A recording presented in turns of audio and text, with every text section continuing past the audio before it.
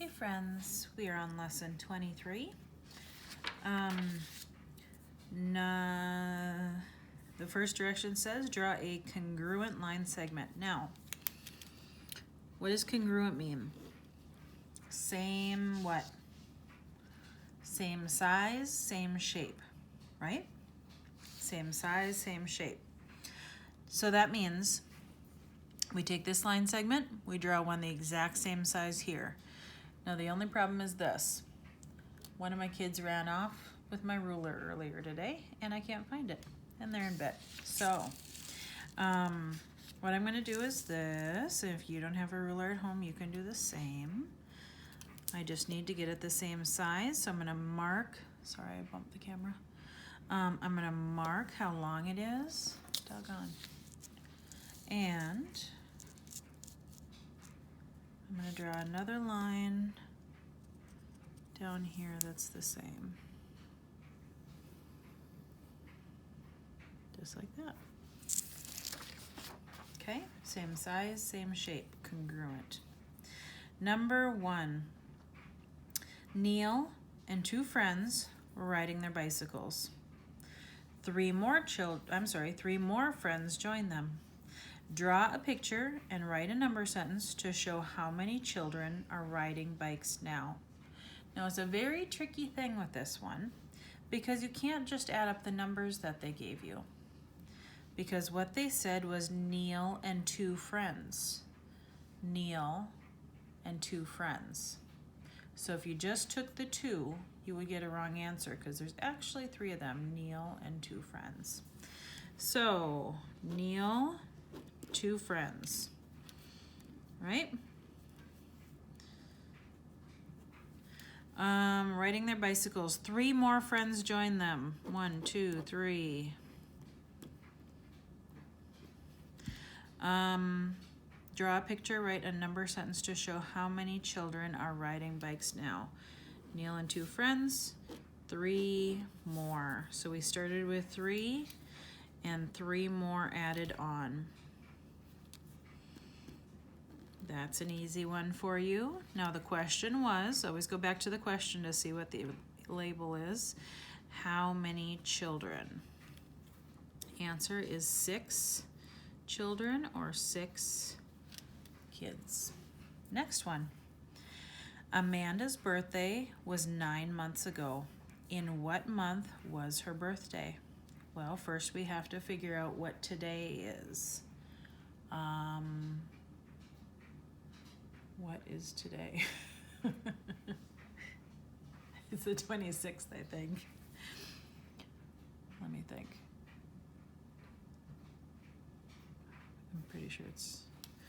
well, you know what? You're going to write down today's date. I'm going to write down that today is 10-26-20. Okay, that's not my answer. This is how I'm going to figure out 9 months ago. So I have to, and if you need to get the months in front of you, it might be a good idea to Google what are the months of the year. So I can do 10 since it's a large enough number. I can subtract 9. If it was a different month, I would have to count back months. Okay, but since it's a later month right now, I can do 10 minus 9 and I get 1, right? So the answer is 1/26 and the year didn't change. Now, if I had to count back further than January, the year would have went back 1, 2, wouldn't it have? 9 months ago. Okay? You should be able to do this without having to change the year or anything like that. Show 3 different ways to divide the squares into 4 equal parts. 4 equal parts. The 4 part is important, but the equal part is just as important, okay? So, we're going to shade 3/4. So we'll talk about that in a minute. Let's concentrate on breaking it into 4 equal parts.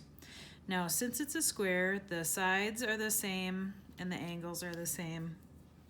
So first we can do it like this and put a big plus sign and do your best to make all of it equal. Okay, that's one way to do it. Since it is the same all the way across, we can cut it into long slices like that and do your best to make them all equal. Cut it in half and cut those pieces in half. And since it's a square and this wouldn't work for rectangles, we could also make a big X because all the sides are the same and all of the angles are the same. So all of those triangles will end up being the same. Okay, now let's go back. It says shade 3/4. 3/4 means 3 out of 4, right? 3 out of 1, 2, 3, 4. 3 out of 1, 2, 3, 4. 3 out of 1, 2, 3, 4. 3/4. Write 2 different ways to make 28 cents. So, 28 cents. Well, the first way to do it, the easiest way to do it, is to make it with 2 dimes and 8 pennies. So we could do that first. There's actually lots of different ways, well, at least 3, that you could do this. If we're only gonna have dimes and pennies, we could trade one of our dimes for pennies, because the other easier way to do it would be to say 0 dimes and 28 pennies. But I think what I'll do is I'll take one of these dimes and make it 1 dime. And then I'm gonna take that 10 and I'm gonna give it to the pennies. So I'm gonna go 8 plus 10 more. And that's 18. So we have 10 here plus 18 here. 10 cents plus 18 cents. And it still works out to be 28 cents. I traded 1 dime for 10 pennies. Okay. Round each number to the nearest 10. More practice on rounding. So 19 is between 10 and 20 when we're counting, isn't it? And we look at the 9 because we're rounding to the tens place. And the 9 tells us to go up to 20. 65 is between 60 and 70 when we're counting. And what does the 5 tell us to do? The 5 is at the top of the roller coaster, right? And the 5 tells us to go down to 70. And 3 is a little trickier because we don't always think to start counting at 0, but 3 is between 0 and 10. And the only number we can look to decide where to go is the 3. And the 3 doesn't get up to the 5 on the top of that roller coaster, so it goes back to 0. That one's a little trickier because you wouldn't think you would round to 0. Find each answer. Now, this is kind of like this. We're working on the same skill. We are going to take this 10 and add it 1 to the tens place. Okay? So take that 10 and add 1 onto the 5 and make it 69. Now, if we were doing that on scratch paper, we would get the same, only if we wrote the right problem. 59 plus 10. Look, we are just adding 1 onto the tens place, right? Let's do it again here. 10. So we're going to add 1 onto the tens place and make it 23. There you go. A little bit of mental math to end it. Have a good afternoon.